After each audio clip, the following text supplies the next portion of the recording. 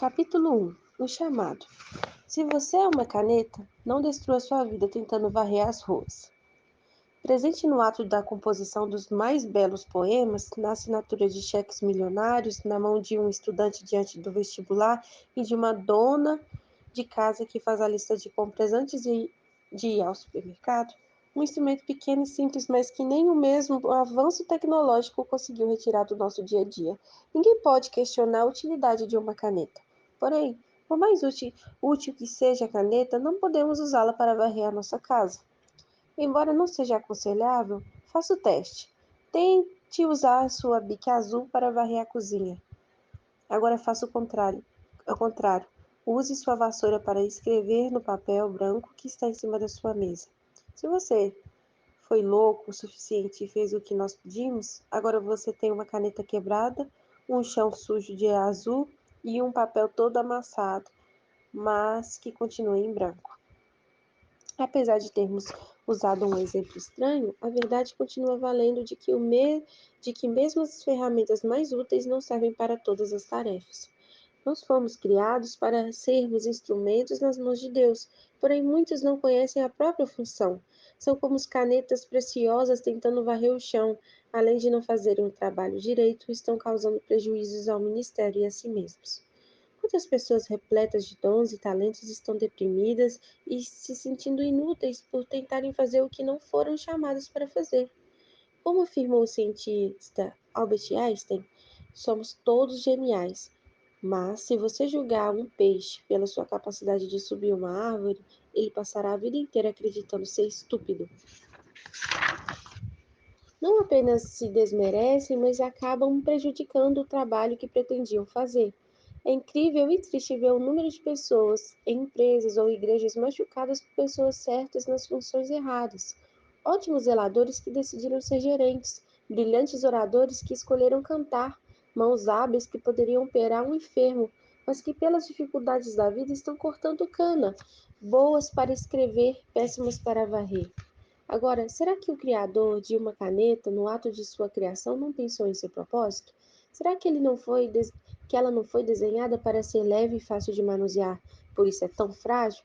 Desde a sua extremidade pontiaguda, passando pela cor de sua tinta até o design de seu formato, tudo foi minuciosamente pensado pelo criador para o propósito de escrever.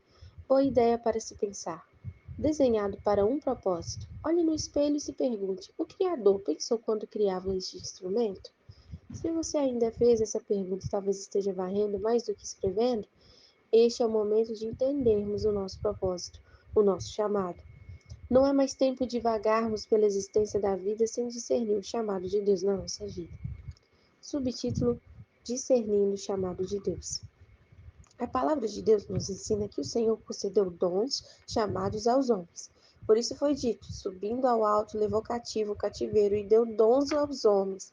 Efésios 4:8. A palavra deu nesse texto, no grego é didome, que significa dar a alguém, dar um presente, suprir, fornecer algumas coisas necessárias, entregar aos cuidados de alguém, confiar. Debaixo deste entendimento, é incompreensível ouvir crentes dizendo que não têm um chamado ou um dom, pois, ao ressuscitar, Jesus deu presentes para todo crente. Isso mesmo, embalados pelo Criador, desenvolvidos sob medida para o seu propósito e entranhados em você desde a sua concepção. Estão presentes, estão presentes celestiais que determinam o seu propósito na Terra. Contudo, por circunstância da vida, opiniões de pessoas, ideias equivocadas, limitações pessoais, muitos estão deixando os presentes divinos guardados no porão de sua alma. Quantas pessoas pensam que não são talentosas porque fracassaram na primeira vez que tentaram? Não entendem que nenhum dom dado por Deus se manifesta em plenitude logo no início. Faça o teste. Pergunte aos grandes pregadores se hoje, após anos de ministério, eles pregam melhor do que o início. Conhecemos pessoas que tinham a habilidade de Deus para pregar, mas pelo nervosismo de falar em público, não desenvolveram tão bem como poderiam. É triste ver que as mesmas abandonaram o chamado por uma experiência ruim do passado. Abraão fora chamado para ser pai de multidões, contudo erra ao se deitar com Agar e conceber Ismael. No entanto, o erro de Abraão não impediu Isaque de nascer. Ismael, nenhum na sua vida vai impedir o nascimento de Isaque. Outros não desembrulham o presente porque estão abrindo o presente dos outros. Tomam para si o dom ou o chamado de seus pais, maridos e esposas. Nem todo filho de pastor é pastor, nem toda esposa de pastor é pastora. Cuidado para não ir apenas na opinião de alguém. Não ande em um dom apenas porque ele é mais popular do que os outros. Muitos pensam que os chamados por Deus são apenas aqueles que estão sob os holofotes. Com isso, acabam menosprezando o que receberam de Deus. Nesta analogia bíblica, veremos que nem a oliveira, nem a figueira, nem a videira deixam a função delas para serem líderes sobre todas as outras árvores. Certo dia, as árvores saíram para ungir um rei para si, e disseram à oliveira: Seja o nosso rei. A oliveira, porém, respondeu: Deveria eu renunciar ao meu azeite com o qual se presta honra aos deuses e aos homens para dominar sobre as árvores? Então as árvores disseram à figueira: Venha ser o nosso rei. A figueira, porém, respondeu: Deveria eu renunciar ao meu fruto saboroso e doce para dominar sobre as árvores? Depois as árvores disseram à videira: Venha ser o nosso rei. A videira, porém, respondeu: Deveria eu renunciar ao meu vinho, que alegra os deuses e os homens, para ter domínio sobre as árvores? Finalmente, todas as árvores disseram ao espinheiro: Venha ser o nosso rei. O espinheiro disse às árvores: Se querem realmente ungir-me como rei sobre vocês, venham abrigar-se à minha sombra.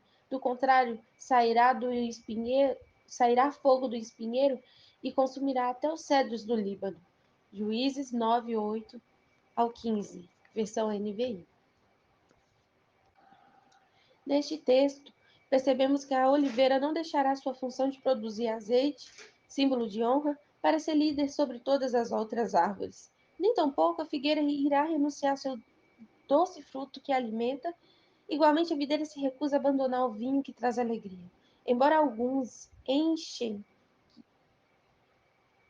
Digo, embora alguns achem que ser líder é uma posição mais importante do que as outras, liderança é apenas um dom como os demais. Quando alguém deixa de exercer o seu dom apenas pelo glamour de ser líder, está banalizando tanto o seu próprio chamado quanto o ministério de liderança. Algumas vezes, Deus traz um avivamento em uma determinada área da igreja e levanta muitas pessoas para serem usadas nela. Um exemplo recente foi o mover do Espírito na área de adoração no Brasil. Diversos ministérios de louvor surgiram nesse período. Contudo, isso não quer dizer que todos os que estavam na igreja nesse momento deveriam pegar o microfone para cantar.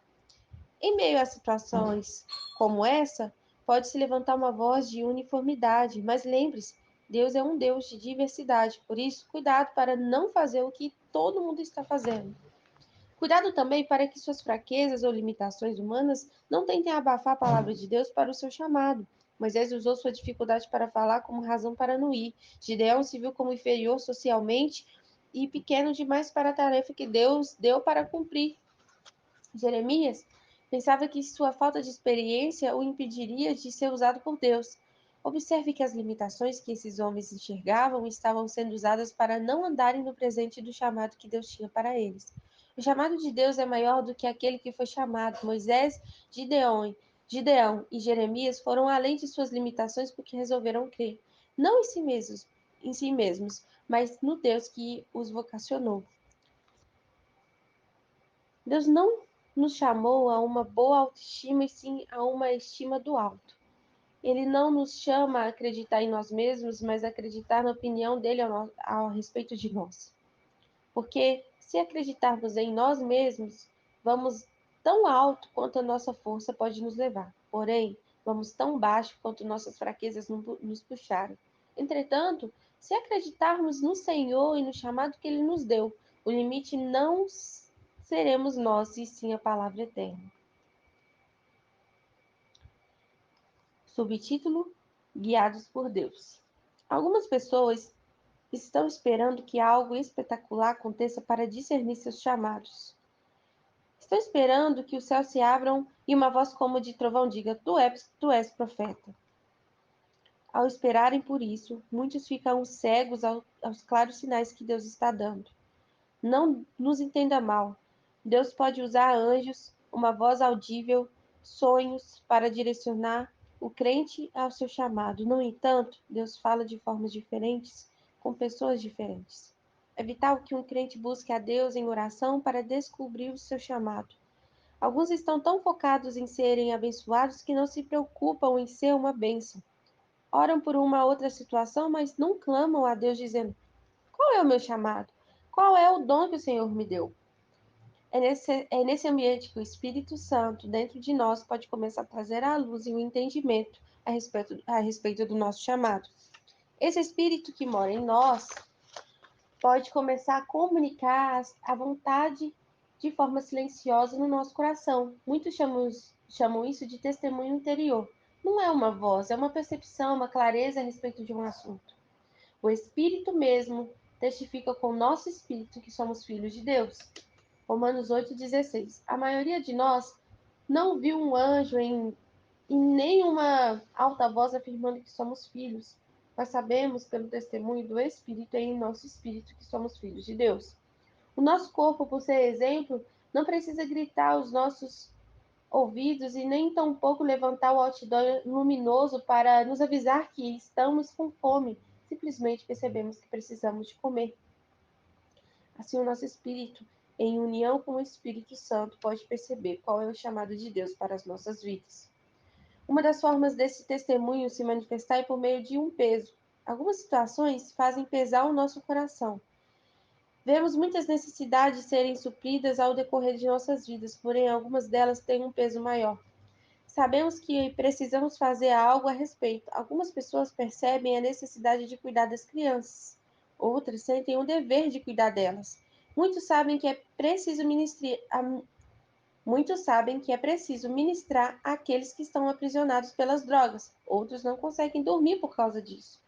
Qualquer pessoa que passasse por Jerusalém após o exílio podia ver que os muros estavam derrubados. Contudo, observe o que aconteceu quando Neemias ficou sabendo disso. Tendo eu ouvido essas palavras, sentei-me e chorei, e lamentei por alguns dias.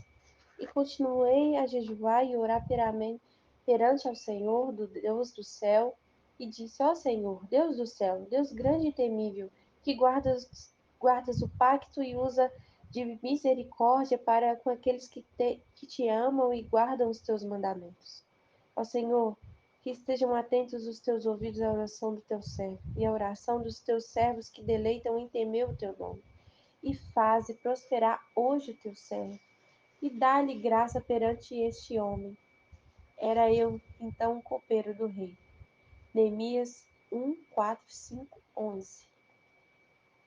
É interessante observar que Deus não apareceu numa sarça ardente, não o fez cair do cavalo com o resplendor de uma luz, nem fez uma mula falar com ele. Simplesmente, ao ouvir aquela notícia, o peso foi tão forte no coração de Neemias que ele chorou e se lamentou por dias. Debaixo desse peso, Neemias ora já pedindo a Deus que ele seja usado para mudar aquela situação. Deus não diz, vá, Neemias. Neemias diz, me abençoe, Senhor, porque eu sei que eu tenho que ir. O escritor e pregador Max Lucado conta que quando era jovem sentia a chamada de pregar. Inseguro de estar correto, se essa era a vontade de Deus, pediu o conselho de um ministro a quem admirava. O mesmo aconselhou dizendo: não pregue a menos que tenha que fazer. Existe algo que você parece sentir obrigação de fazer? Uma necessidade que grita mais alto do que outras necessidades? Preste atenção, porque isso pode ser um peso direcionado por Deus ao seu coração. Contudo, não estamos dizendo que cumprir o chamado de Deus é algo pesado. Ao contrário, o seu coração estará pesado enquanto você não cumprir o que Deus lhe chamou para fazer. Quando atendemos à direção divina, sentimos prazer no que fazemos. Uma ótima maneira de saber que você está cumprindo o que Deus lhe chamou para fazer é se há prazer nisso. Por mais que a obra de Deus possa ser desafiante ou difícil, cumprir a vontade de Deus é a comida que alimenta e satisfaz a nossa alma. Pense na área que você gosta de atuar: ensino, limpeza, administração, música, teatro. O que mexe com o seu coração? Das diversas atividades que você faz ou já fez, o que te deixou mais feliz? Além de perceber o que pesa e o que deixa feliz o seu coração, é importante notar que você tem habilidade para fazer. Os talentos que você acha que são naturais foram implantados por Deus em você. O que você percebe que tem habilidade para fazer? O que as pessoas dizem o que você faz muito bem? Quais atividades parecem fáceis para você? A esta altura, chegamos à equação do chamado. 2P mais H é igual a C. Peso mais prazer mais habilidade é igual ao seu chamado. Obviamente, o reino espiritual não funciona como uma ciência exata. Muitas vezes, por exemplo, você sente um peso em seu coração por algo que acha que não tem habilidade para fazer. Se isso acontece com você, ouça um conselho. Seja ousado e se envolva. Se algo pesa no seu coração mais do que as outras necessidades, se envolva com isso. Procure meios de ajudar. Quem sabe, no meio de tudo isso, você descubra uma habilidade que nunca soube que tinha. Subtítulo: Estabelecendo o chamado. Após entender o nosso chamado, precisamos discernir o tempo no qual esse chamado será estabelecido. Assim, na igreja, Deus estabeleceu primeiramente os apóstolos, em segundo lugar, profetas, em terceiro lugar, mestres, depois os que realizam milagres, os que têm dom de curar, os que têm dom de prestar ajuda, os que têm dons de administração e os que falam diversas línguas. 1 Coríntios 12, 28. Além de conceder dons às pessoas, Deus também estabelece pessoas em determinados ministérios. Estabelecer em grego é titemi, que significa colocar, pôr, ordenar, fixar. Ou seja, depois de receber o dom, precisamos esperar em Deus até que Ele nos conceda, coloque numa posição em que poderemos exercer esse dom em plenitude. Davi é ungido como rei quando tinha cerca de 17 anos. Porém, só se torna rei de Israel, de fato, aos 30 anos, segundo Samuel 5:4. José recebe um sonho de Deus quando ainda era muito jovem e aos 30 anos de idade vive a realização desse sonho. Jesus sabia que era o Salvador desde pequeno, mas só começa sua missão de forma efetiva aos 30 anos de idade. Diante desses exemplos, fica claro que o estabelecimento do ministério não é algo imediato. Tomemos o exemplo de Davi. Quando ele foi ungido, era pastor de ovelhas do seu pai. Interessante que ele era o único dos seus irmãos que estava ocupando, no momento, digo, interessante que ele era o único dos seus irmãos que estava ocupado no momento que Samuel chegou. Não fique esperando sentado o chamado. Trabalhe, sirva, se envolva com a sua igreja local. Ajude sua liderança. A unção lhe alcançará onde você estiver. Foi cuidando de ovelhas de seu pai que ele percebeu a habilidade que tinha como guerreiro. O leão e o urso, que um dia ele matou para proteger as ovelhas, serviram de treinamento e inspiração para matar o gigante Golias. Servindo, você irá despertar o matador de gigantes que há em você. Após saber que ele seria o próximo rei de Israel, da boca da maior autoridade espiritual da nação, Davi não foi depor Saul e reclamar o seu reinado. O que ele fez? Continuou servindo seu pai. Mesmo depois de ter sido convocado para ser músico que tocava na presença do rei, a Bíblia diz que Davi ia e voltava de Saul para apacentar as ovelhas de seu pai em Belém. 1 Samuel 17:15. Enquanto servia ao pai, ele desenvolveu a habilidade de líder, pastoreando as ovelhas e de guerreiro as protegendo. Enquanto servia ao Saul, ele desenvolvia o seu talento musical, que levaria a ser o compositor de vários salmos. Tudo o que seria necessário para o seu estabelecimento no chamado, Davi estava desenvolvendo nesse período. Muitas vezes na vida, Pode parecer que você ainda não está vivendo o seu chamado, pois afinal de contas, Deus lhe chamou para ser rei de uma nação e não pastor de ovelhas. No entanto, é nesse momento em que faz pequenas coisas que Deus está preparando você para assumir o seu chamado. Em um dos dias de trabalho normal, Jessé pede a Davi que leve comida aos seus irmãos. O homem que tem a cabeça brilhando com o óleo de rei é o office boy que levava comida aos irmãos. Enquanto servia, ouviu a afronta de Golias e saiu do anonimato para a fama como um grande guerreiro.